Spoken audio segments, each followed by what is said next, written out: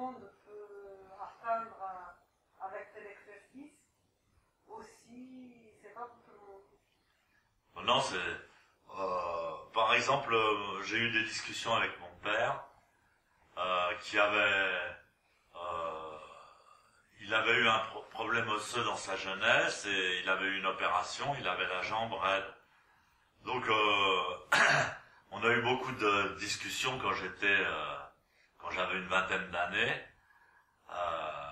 et puis moi je lui expliquais le zazen, c'est la posture royale, c'est la posture de Bouddha, et on peut réaliser Bouddha lui-même, c'est zazen. Je lui expliquais ça, il me disait mais alors donc moi je peux pas faire zazen, donc je suis quoi, etc. On a eu beaucoup de discussions à ce propos-là, et effectivement il pouvait pas faire cette posture de cette manière. Donc on peut toujours le faire assis sur une chaise ou s'asseoir bien droit, bon, mais véritablement l'idéal c'est de pouvoir pratiquer la posture du lotus complète, de pouvoir se tenir bien droit. Mais effectivement on est à la merci aussi d'une bonne, plus ou moins bonne santé, des problèmes organiques ou des virus ou des accidents, ou etc. Et donc bien, d'ailleurs il est dit, mon maître parlait souvent de ça, il est dit qu'on peut pas faire pratiquer zazen quand on est malade.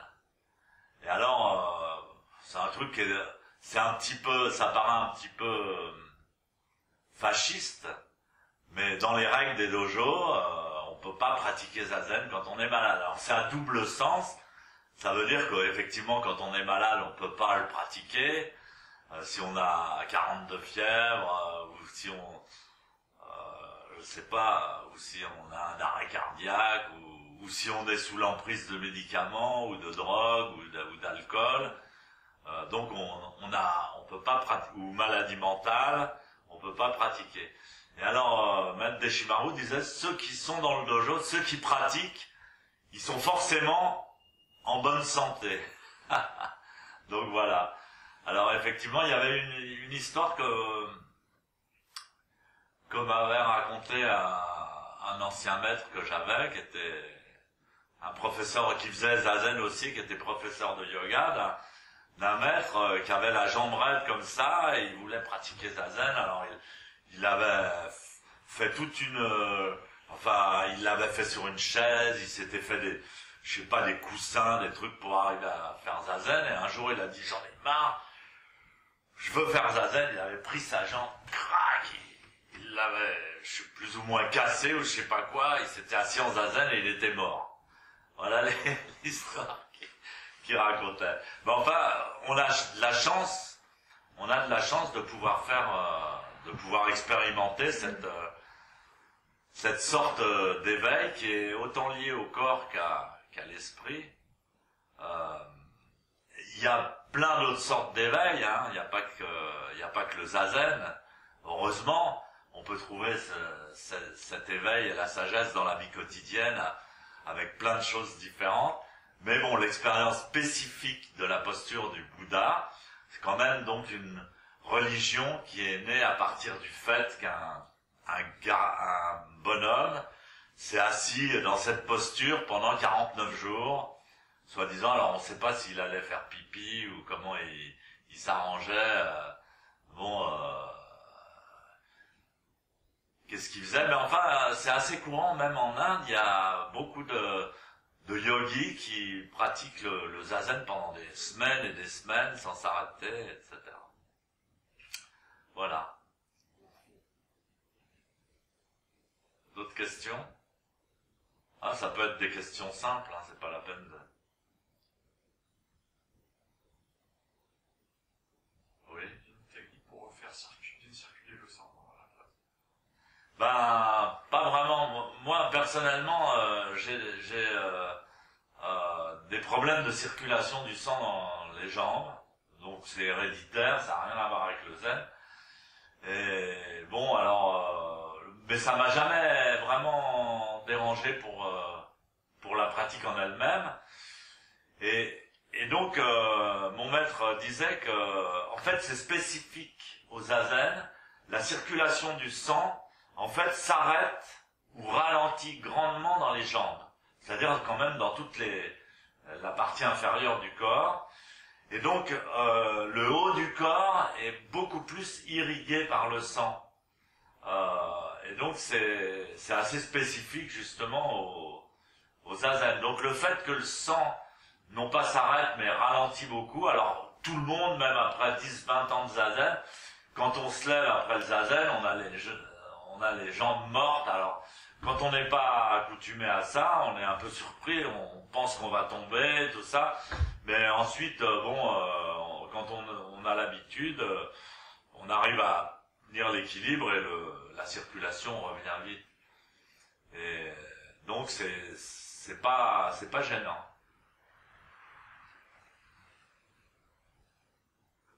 D'autres questions?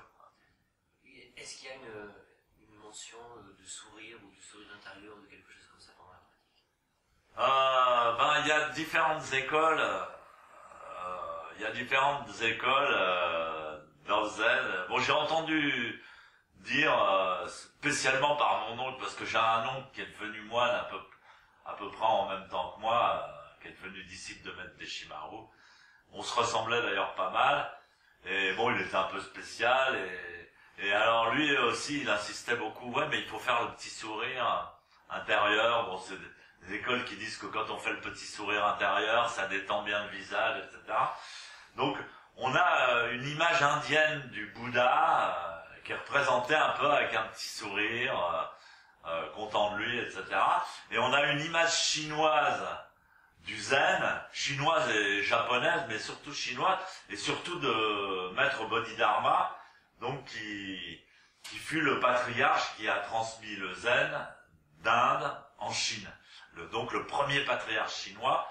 On voit toujours, on n'a pas de calligraphie ici, mais d'un type avec une barbe, etc., et puis qui fait une tête comme ça, vraiment très... Le contraire du sourire du Bouddha, quoi, très austère, et vraiment il fait zazen dans une grotte, il est resté 9 ans assis dans une grotte, bon. Donc il y a les deux aspects, cet aspect très austère qui fait plutôt la gueule, qui est très présente dans le zen chinois et japonais, et puis le Bouddha qui sourit et qui est bien, alors ça dépend peut-être des moments, etc. Mais effectivement, pendant le zazen, il y a des moments où on se sent immensément bien, et c'est vraiment une sorte d'extase, donc où on sent aucune douleur, on se sent libre, on se sent calme, on n'a pas de complications. Et mon maître disait toujours, faites attention, pas d'extase, ne cherchez pas l'extase. Alors il y en a, ils s'assoient, puis alors ils ont le menton qui remonte, puis ils commencent à sourire.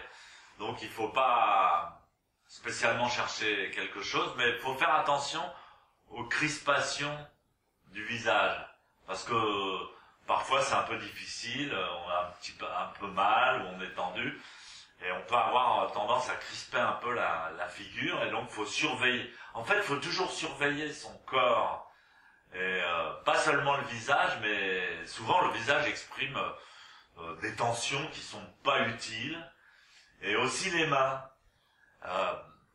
On contrôle beaucoup par les mains, et si on fait pas attention, on a les mains qui deviennent contractées, les pouces qui